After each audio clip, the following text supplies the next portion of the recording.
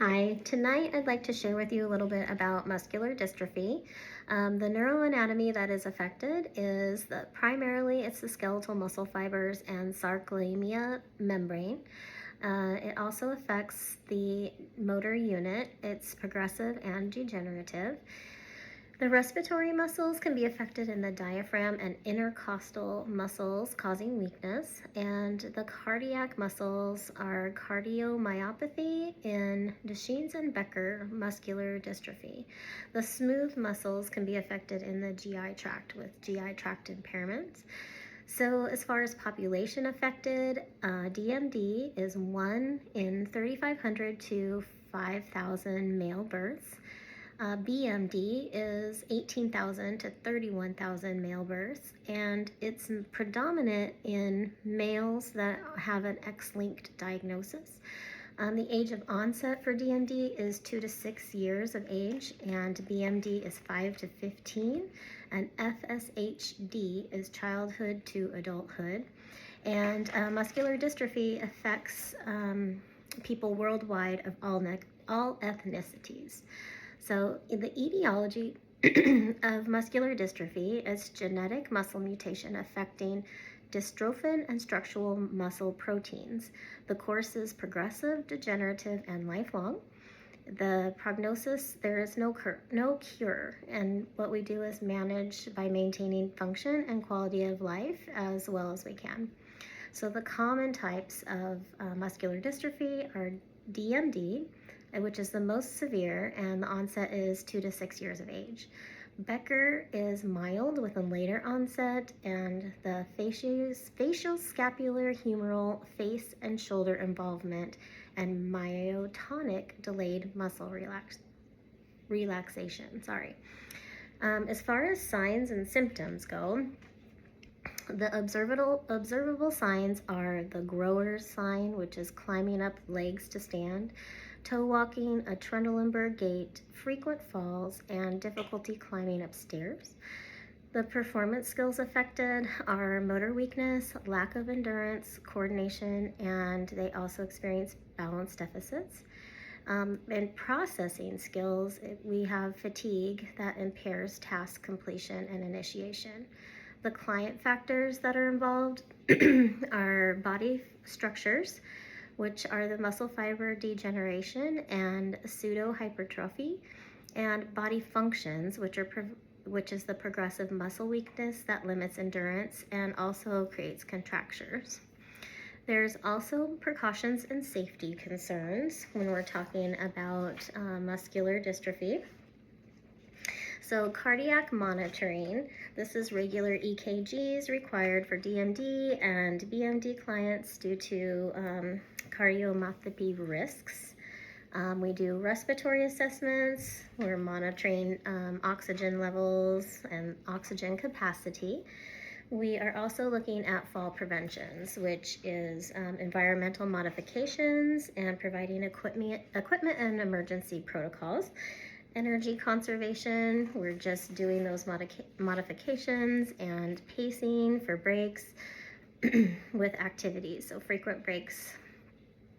Contracture management, we're doing daily range of motion and positioning programs. Skin integrity, we're looking at pressure relief for wheelchair ulcers and position awareness with the clients and families. Emergency procedures, respiratory distress protocols, CPR certifications, medication side effects. Corticosteroids affect the bone density and glucose metabolism, and heat sensitivity, so avoiding overheating during therapeutic activities. So we're also looking at occupational therapy assessments and their purpose.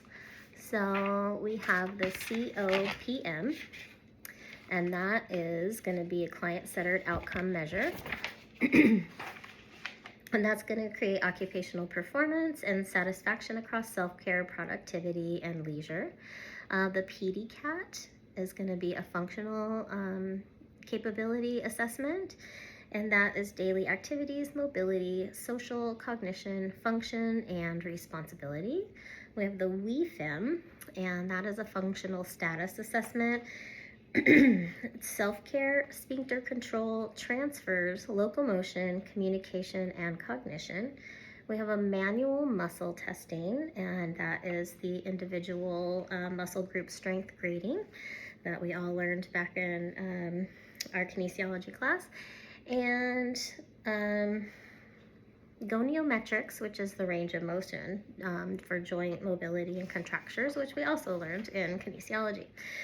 So school function assessment is an education participation evaluation, and that helps us find task supports, activity performance, participation levels in the school setting, and developmental positioning assessments. As far as challenging ADLs, I chose bathing and showering.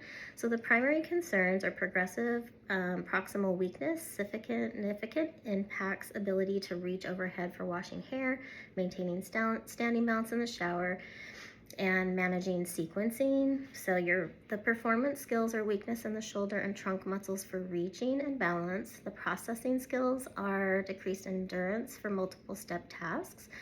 Performance skills are routines disrupted by fatigue. Habits are modified to decrease safety concerns.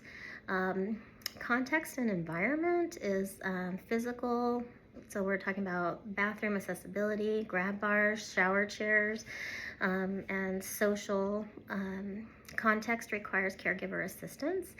The client factors are body functions. Again, it's that progressive weakness, decreased cardiovascular endurance, and body structures, which are contractures limiting proper positioning. So the other second challenging ADL I did was dressing, and that is hip flexor weakness is a concern. Balance deficits are a concern for standing and dressing. And contractures can make it difficult for shoe and sock management. So we are looking at hip flexor weakness, balance impairments. Roles are transitioning from independent to assisted care. Routines are morning routines and extended time. Physical context is seating, dressing techniques. And my last one, challenging ADL, is feeding and eating. So we're talking about performance skill challenges. So motor is upper extremity weakness, making it difficult for reaching and use of utensils. The processing is meal preparation is a challenge, affecting the time it takes for meals. And habits require modified food textures and adaptive utensils, and mealtime modification for energy levels. The physical environment, we need to adapt equipment and positioning, and family meal modifications for the social aspect of mealtime. So the body functions, again, can be progressive weakness and dysphagia risks. And body structures, we're looking at respiratory muscle involvement. So that's a little bit about muscular dystrophy. This is the fact sheet that I will be handing out to you guys in class on the weekend. Thank you.